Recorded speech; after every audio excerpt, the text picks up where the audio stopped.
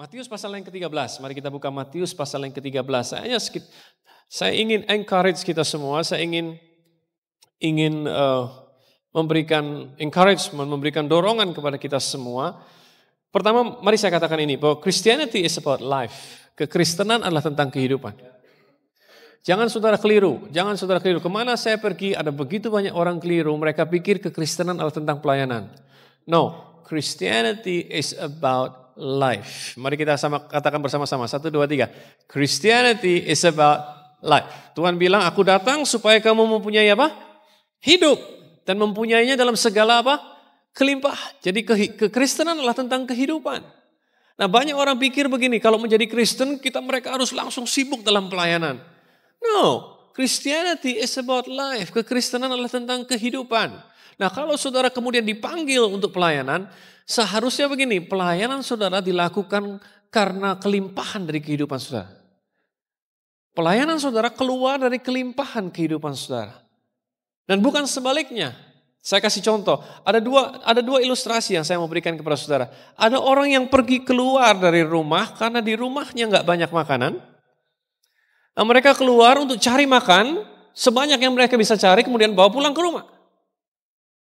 Tetapi ada ilustrasi yang kedua, yaitu saudara keluar dari rumah karena saudara punya banyak makanan di rumah. Dan kemudian saudara bagi-bagikan keluar. Bisa mengerti yang saya maksud? Ada dua tipe. Yang tipe yang pertama adalah saudara keluar karena di rumah saudara nggak banyak makanan. Saudara keluar, saudara ambil makanan sebanyak mungkin, saudara bawa masuk ke dalam. Tapi ada ilustrasi yang kedua berkata demikian, saudara keluar karena di rumah saudara banyak makanan, saudara keluar untuk membagi-bagikan makanan. Kalau saudara lihat sikap hati dari keduanya akan jauh berbeda. Betul apa tidak? Yang di sebelah sini mereka keluar dengan satu harapan mereka bisa grab something dan bawa ke rumah. Tetapi yang di sini dia nggak berpikir mau get sesuatu. Yang dia pikir adalah bagaimana saya bisa bagi ini, bagaimana saya bisa bagi ini, bagaimana saya bisa bawa ini keluar untuk menjadi berkat buat orang lain. Dia nggak peduli berapa yang dia bisa ambil untuk dia bawa pulang kembali ke rumah karena dia tahu bahwa di rumahnya udah banyak. Bisa mengerti yang saya maksud? Ada dua hal yang sangat berbeda. Nah, seharusnya pelayanan saudara keluar dari sini, pelayanan saudara keluar dari kehidupan saudara yang berkelimpahan. Nah, kalau itu yang saudara lakukan, maka saudara akan memberkati begitu banyak orang tanpa memikir apa untungnya buat saya. Bisa mengerti yang saya maksud? Jadi, Christianity is about life. Kekristenan adalah tentang kehidupan. Dan Tuhan bilang dalam Matius pasal yang ke-13, ayatnya yang ke-11. Dikatakan seperti ini, jawab Yesus, kepadamu kuberi karunia untuk mengetahui rahasia kerajaan surga. Tetapi kepada mereka tidak. Kepada orang lain tidak. Dia lagi bicara kepada murid-muridnya. Kalau saudara baca ayat sebelumnya. Dia sedang berkata-kata kepada murid-muridnya. Kepadamu diberi karunia untuk mengetahui rahasia kerajaan surga. Tetapi kepada mereka tidak. Kepada orang lain tidak. Kepada kamu diberikan karunia untuk mengetahui rahasia kerajaan surga. Saya mau tanya kepada saudara. Yang diberitahu kepada kita itu karunia atau rahasia? Siapa yang bilang karunia? Angkat tangan. Come on. Siapa yang bilang rahasia? Angkat tangan. Yang lain? Aku pilih yang benar. Kepadamu kuberi karunia. Jadi yang diberi apa? Karunia. Kepadamu diberi karunia. Untuk apa? Mengetahui rahasia. Rahasia tetap rahasia. Rahasia kudu apa? Kudu ditemukan. Rahasia kudu dicari. Kalau rahasia diberikan udah gak rahasia lagi. Tapi Yesus bilang gini, kepadamu kuberikan karunia, kepadamu kuberikan kemudahan, kepadamu kuberikan akses, kepadamu kuberikan password, kepadamu kuberikan kemudahan, kuberikan karunia, supaya engkau bisa mengetahui rahasia kerajaan surga. Tapi kepada mereka tidak. Saya mau tanya, kepada mereka tidak apa? Tidak diberi karunia atau tidak diberi rahasia? Tidak diberi karunia. Tapi bisa nggak mereka dapat rahasia? Bisa kalau mereka cari. Cuman lebih susah. There you go. Gampang banget kan? Kepadamu ku berikan karunia untuk mengetahui rahasia kerajaan Allah. Tapi buat mereka yang... Artinya apa? Sekali lagi kekristenan adalah tentang kehidupan. Nah, kalau hidup saudara, setelah saudara dikasih karunia, setelah saudara dikasih akses, saudara dikasih password untuk bisa mencari kerajaan Allah, mencari rahasia kerajaan Allah. Dan hidup saudara tidak lebih baik daripada mereka, something is wrong. Betul apa tidak kira-kira? Kalau saya pakai ilustrasi saya sendiri, seolah-olah saudara ada dalam suatu ujian, dan sebelum ujian saudara dikasih bocoran. Saudara dikasih bocoran, tapi tetap saudara harus mengerjakan ujian. Apakah menurut saudara bukan sesuatu yang aneh kalau hasil orang yang gak punya bocoran lebih bagus daripada saudara yang punya bocoran? Aneh kan? Orang yang gak punya bocoran hasilnya lebih bagus daripada kita yang punya bocoran. Gimana mungkin? Karena kita gak mau belajar, karena kita gak mau mempersiapkan diri dengan baik, karena kita gak mau do the extra sesuatu. Kita pikir gini, kita maunya gini. Dan sering kali ini yang menjadi cara berpikir orang yang keliru. Mereka pikir gini, Tuhan, karena Engkau kasih bocorannya sekalian buatin ujiannya. Dan itu yang orang lain mau. Maunya Tuhan lakukan segala sesuatu buat mereka. No, dia cuma bilang, kuberikan kepadamu karunia untuk mengetahui rahasia kerajaan surga. Kepada mereka tidak. Perhatikan kalimat selanjutnya. Powerful stuff. Dia bilang begini. Ayat 12. Karena siapa yang mempunyai, kepadanya apa? Diberi. Sehingga ia apa? Berkelimpahan. Tetapi siapa yang tidak mempunyai, apapun juga yang ada padanya akan diambil daripadanya. Mempunyai apa?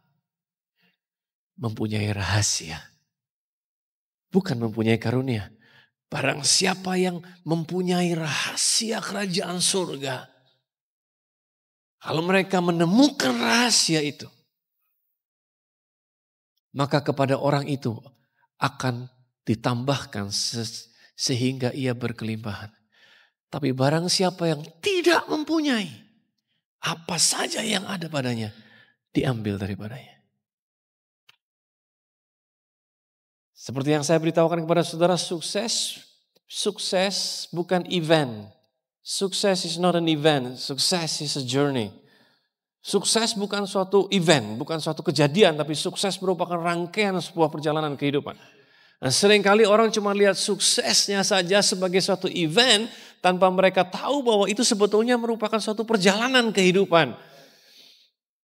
Sama seperti banyak orang ingin ambil tuaian, tapi orang nggak tahu bahwa tuaian itu adalah akibat dari banyak sebab.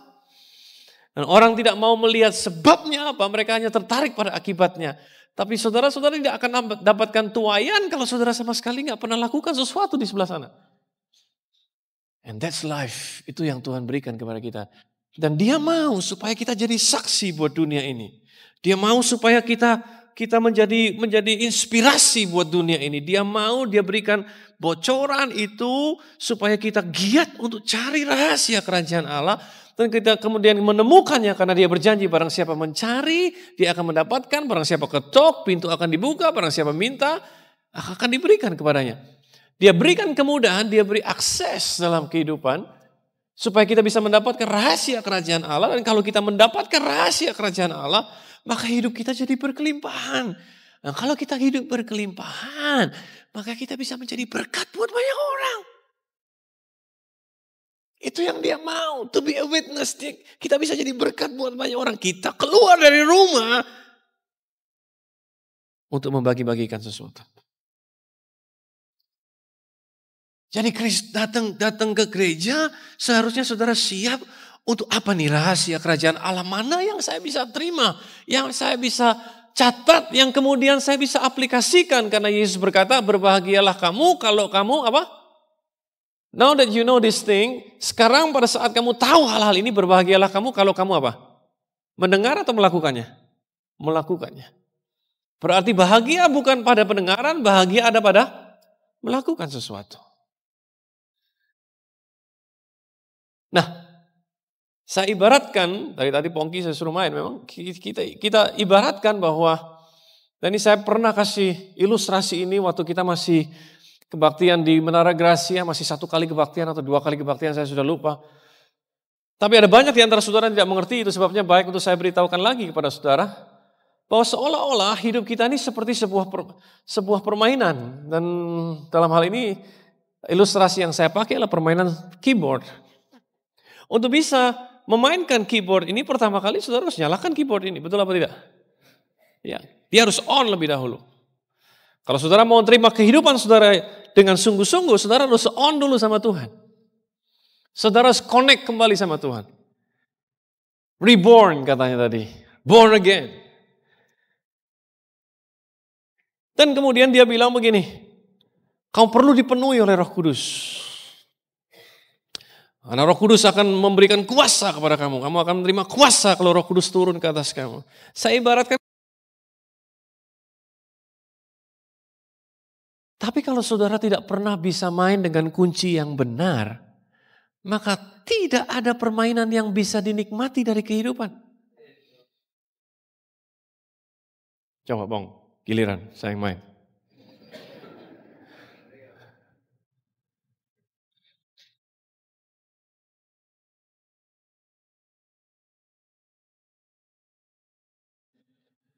Waduh.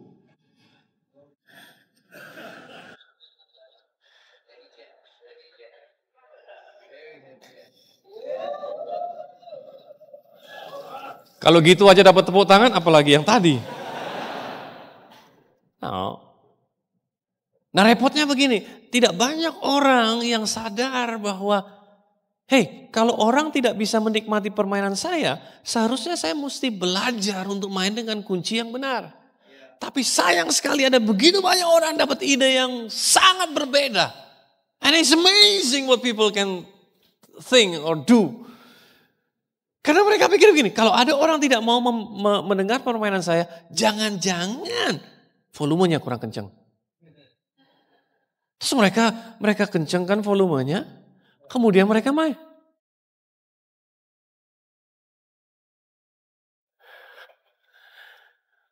Orang mulai tambah marah sama dia. Woi, apa itu? Orang mulai tambah marah lagi. Kemudian dia pikir, waduh, kalau gitu I need more power. Gue mesti puasa nih, gue mesti berdoa semalam suntuk. Kita mesti puasa 7 hari. Dan lain sebagainya. Kemudian we need more power, more anointing Lord. Kita naikkan lagi volumenya. Kita main dengan gak karu-karuan sama. Kali ini kita bingung kenapa orang jadi tambah marah sama kita. Terus kemudian kita berpikir, dasar mereka ditujukan untuk pergi ke neraka. No. Pernahkah kita koreksi diri kita sendiri? Coba kalau Pongki yang main. Mau Pongki main.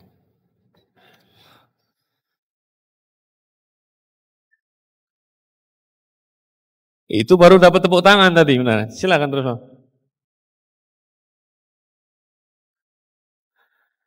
Tapi percuma dia main. Kalau nggak ada powernya, kalau nggak ada volumenya, berarti dua-dua sangat penting, betul nggak?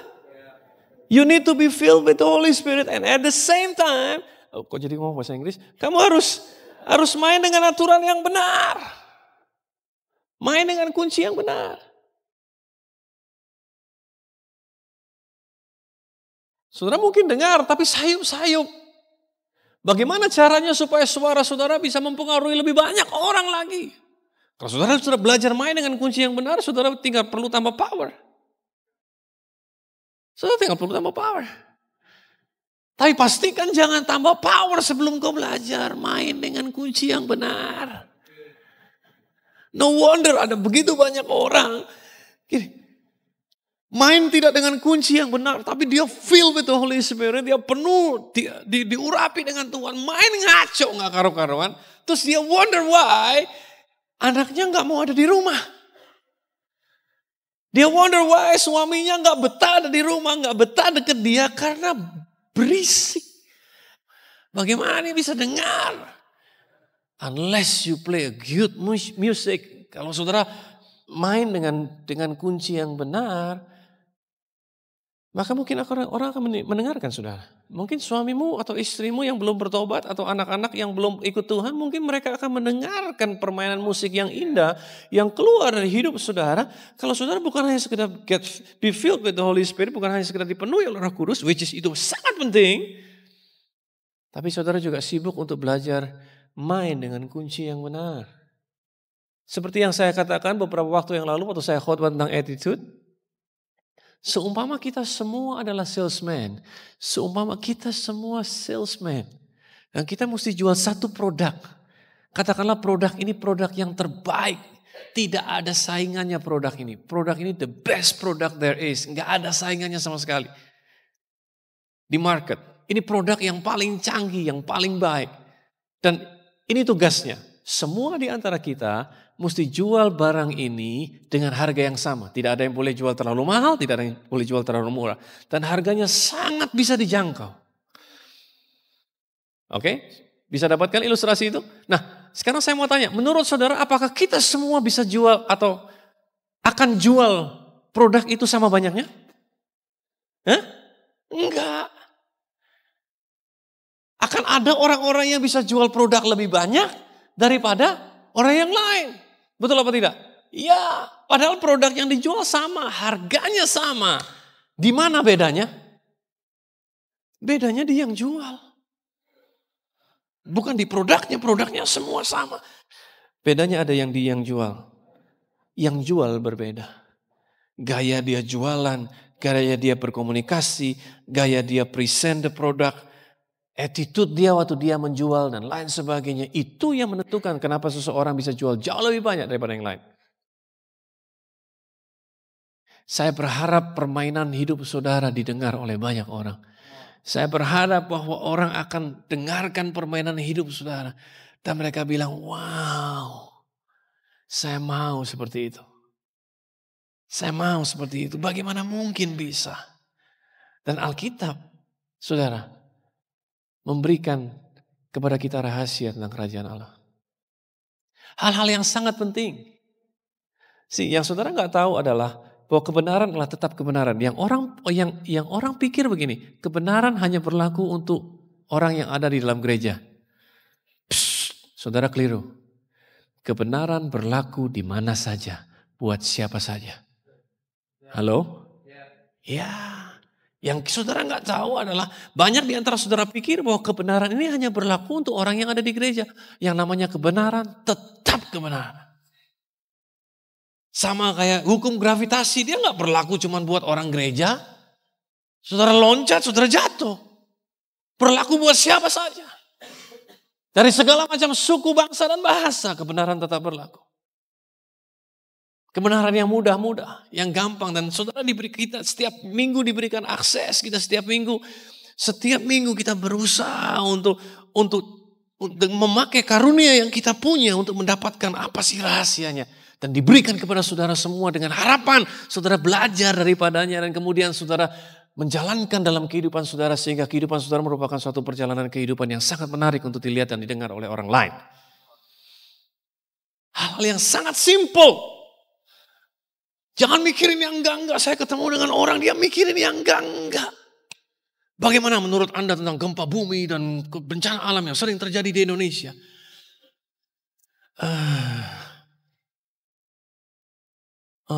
Saya bilang, saya nggak tahu. Saya belum pernah mempelajarinya. Tapi this is what I know. Ini yang saya tahu. Bahwa kehidupan kita seharusnya bisa dinikmati oleh banyak orang. Karena Yesus selalu bicara soal buah. Pohon yang berbuah dan buahnya bisa dinikmati oleh banyak orang. Betul apa tidak? Ya. Dan saya rindu dan saya pikir this is my calling in this generation. Supaya kita bisa main cantik. Supaya hidup permainan kita didengar sama semua orang. Dan hidup kita sungguh-sungguh memuliakan nama Tuhan. Dan memberkati banyak orang. Hal-hal yang simple yang Tuhan ajarkan kepada kita. Seperti beri maka kepadamu akan diberi. Itu bukan berlaku buat orang di gereja. Itu berlaku di mana saja. Dalam perusahaan juga berlaku, dalam marketing itu berlaku. Beri, maka kepadamu akan diberi. Pernah saudara datang ke supermarket, ngelihat ada pramuniaga bagi-bagi sampel, itu ada harganya tuh sampel. Dia beri, kok berani dia beri? Karena dia tahu. Kita orang Kristen, kita punya firman Tuhan, tapi kita nggak tahu. Orang dunia lebih tahu. Kita kalau punya berkat kita pegang baik-baik. Sampai bahkan, dan ini jangan dilakukan di tempat ini. Kalau ngasih persembahan tuh kenapa sih mesti diremet-remet gitu. Itu menunjukkan bahwa itulah hati saudara, ngeremet gitu. Itu kalau dolar saudara, itu turun jauh tuh nilainya. Kalau saudara remet begitu. Jangan diremet begitu, setengah mati kan. Itu menunjukkan hati saudara. Sengaja saya ngomong gini biar saudara tahu. Itu hatimu menggenggam seperti ini. Kenapa saudara beri? Dengan senang hati. That's it. Alkitab berkata ukuran yang kamu pakai untuk mengukur akan diukurkan kepadamu. Saudara enggak? Itu Alkitab saudara. Itu yang Yesus ajarkan tentang kehidupan. Saya rindu semua orang di antara kita, saya rindu. Itu sebabnya kita punya determinasi tinggi untuk memakai karunia yang Tuhan berikan kepada kita. Untuk mencari nilai kerajaan Allah, untuk mencari prinsip kerajaan Allah. Kita cari, kita gali, supaya kita bisa bring it on the table. Kita bisa taruh di atas meja, supaya saudara bukan hanya sekedar mendengar, tapi saudara bisa mencatatnya. Dan kemudian saudara bisa praktekkannya dalam kehidupan saudara sehari-hari. Dan saudara mulai kenyang, dan saudara mulai keluar untuk menjadi saksi buat Yesus dimanapun mereka pergi. Orang-orang seperti kedua tamu kita hari ini, mereka datang untuk memberi, mereka datang enggak untuk get something from you guys, mereka datang untuk mereka memberi. Kita datang untuk Java Jazz Festival. Tapi kita mau memberi, kita mau berarti, kita mau do something karena kita tahu bahwa ada sesuatu yang ada di diri kita nih yang kita nggak bisa tahan, kita mesti berikan pada gereja-gereja di Indonesia. Pak Dave belum pernah datang ke Indonesia. Dan ini kedatangan beliau yang pertama kali ke Indonesia. Dan kita berusaha serve dia sebaik mungkin. Karena kita mau dia dapat good impression tentang orang-orang Indonesia. Nah, saya harap saudara diberkati. Saya harap saudara mengerti firman Tuhan. Kalau saudara ada di tempat ini, saudara jadi partner di gereja ini. Saudara akan dengar ini again and again and again and again and again. Saudara akan dengar terus-terusan. Karena I think this is the call. Tuhan mau permainan kita bisa didengar oleh banyak orang. Saudara tunjukkan jati diri saudara. Tunjukkan bahwa saudara orang yang saya bingung. Kalau ada banyak orang datang ke saya bilang, waduh kekristenan kayaknya kok. Kalau soal sopan santun, soal behavior, kita kalah sama orang dari agama tertentu. Saya bilang, no. Yesus ajar. Bagaimana caranya kita menghormati orang tua. Bagaimana kita seharusnya menghormati orang lain. Dan lain sebagainya. Saya mau kita semua di sini bukan hanya sekedar datang mau mencari kepentingan diri sendiri. Apa yang saya bisa grab dari tempat ini. Tapi saya mau saudara belajar. Untuk main dengan cara yang cantik. Mulai dari hal yang simple. Mulai dari sekedar ngantri. Enggak pakai lift, kasih yang tua lebih dahulu. Kemudian saudara turun naik tangga, ngantri baik-baik, enggak seruduk-serudukan, enggak lain sebagainya. Hey, we are Christian for God's sake. Come on my friend. Saya mau kita menjadi contoh, menjadi terang buat dunia ini. Sehingga orang tahu bahwa we are different. Ya, different bukan karena pakaian yang kita pakai. Different karena siapa yang hidup di dalam kita. Because we are proud, we are called a friend of God. Kalau saudara tahu tadi saya sangat terharu tadi waktu nyanyi I'm a friend of God. Terutama setelah beberapa minggu ini kita gedor saudara terus tentang friendship, tentang relationship. Then you know what friends are really means. Dan Tuhan panggil kita friend. Dan Dia buka akses kepada kita supaya that we can become His friend. And that's awesome.